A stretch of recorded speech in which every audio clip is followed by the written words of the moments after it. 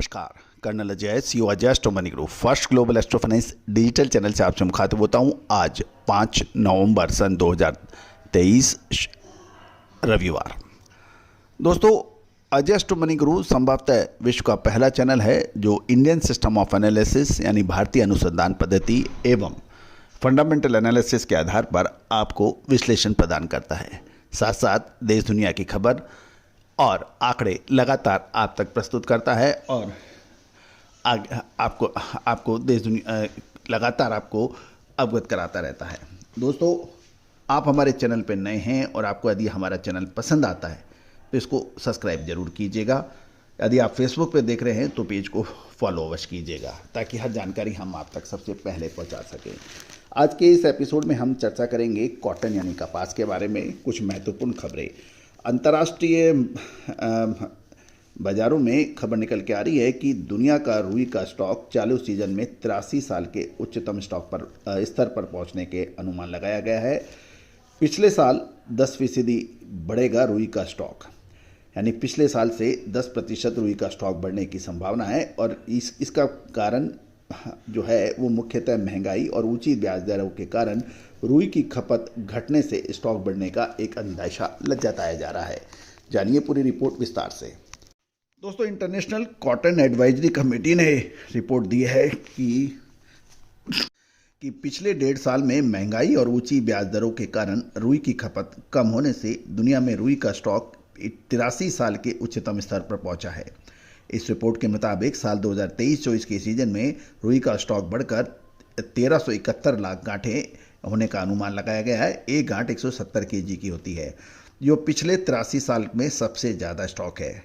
पिछले सीजन से लगभग 10% ज़्यादा है और चालू सीजन में दुनिया में रुई का उत्पादन 3% बढ़ने से रुई की खपत 0.43% घटने का भी अनुमान लगाया गया है।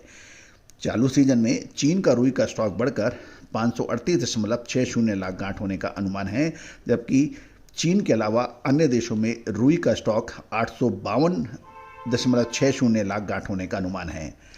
कॉटलुक इंडेक्स में इस साल 85 से 95 सेंट प्रति पाउंड के दायरे में रहने का अनुमान है, क्योंकि रुई का स्टॉक बढ़ने की उम्मीद लगाई जा रही है। शुक्रवार को चीन की रुई की नीलामी लगभग 1.1760 लाख गांठें हुई थी, जिसमें से 23.34% यानी लगभग 27,450.21 लाख गांठें बिकने की समाचार हैं। शुक्रवार को रुई की कीमतों में 146 युआन बढ़कर 16,398 युआन प्रति टन हो गई है। यदि हम भारतीय रुपये में इसकी औसत कीमत माने तो ये 308 रुपये बढ़कर 66,398 रुपये प्रति क्विंटल के भाव हैं।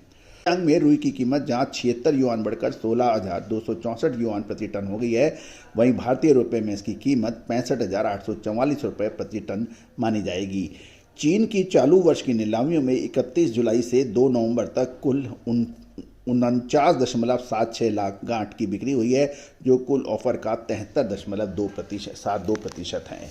तो दोस्तों, जो ये अंतर्राष्ट्रीय बाजारों में रुई का स्टॉक बढ़ने की जो बात की जा रही है, इसमें महत्वपूर्ण ये है कि इसके आंकड़े हमारे हिसाब से अपूर्ण हैं, पूरे नहीं हैं, क्योंकि यदि स्टॉक बढ़ रहा है तो उसका उत्पादन भी बढ़ रहा है और पिछले 83 सालों में रुई का उत्पादन के साथ साथ खपत भी काफ़ी बढ़ी है। तो हम 83 ईयर्स का यदि हम आंकड़े देख रहे हैं तो उसकी खपत के आंकड़े भी हमें देखने पड़ेंगे। लगभग 9 अरब जनता के लिए रुई का इतना उत्पादन मेरे हिसाब से, हमारी गणनाओं के हिसाब से इतना नाकाफ़ी है, क्योंकि जैसे जैसे जनसंख्या बढ़ रही है, जैसे जैसे लिविंग स्टैंडर्ड बढ़ रहा है, जैसे जैसे कॉटन का उपयोग बढ़ रहा है, नेचुरल फाइबर की तरफ जनता का रुझान हो रहा है, उसमें ये स्टॉक बढ़ने की जो ये एक बात की जा रही है, ये हमारे समझ के बाहर है। दोस्तों, होता ये है कि जब फसलें आती हैं, आप अंतर्राष्ट्रीय स्तर पे अनेक तरह की एडवाइजरी जारी होती है। सरकारी, गैर सरकारी संस्थाएं, एसोसिएशन आंकड़े जाहिर करती हैं और वो आंकड़े साल में 6 बार परिवर्तित होते हैं। तो उस आंकड़ों का जारी करने का फ़ायदा क्या है? जो व्यापारी है, जो किसान है, जो छोटा स्टॉकिस्ट है, जिनर है, स्पिनर है, टेक्सटाइल वीवर है, वो उससे भ्रमित होता है। मेरा यही कहना है कि सभी संस्थाओं से, सभी एसोसिएशन से जो भी आंकड़े वो निर्धारित करें, उसके ऊपर बहुत अधिक फ़र्क नहीं आना चाहिए। यदि आप साल में 4 बार 5 बार आंकड़े परिवर्तन करेंगे बार बार, तो जिनर है, मिलर है, स्पिनर है, उसका सारी गणित उसकी बिगड़ जाती है और उन आंकड़ों के आधार पर वो अपनी खरीदारी और बाइंग और सेलिंग कर देता है। तो इससे बड़ी कन्फ्यूजन और असमंजस की स्थिति पैदा होती है।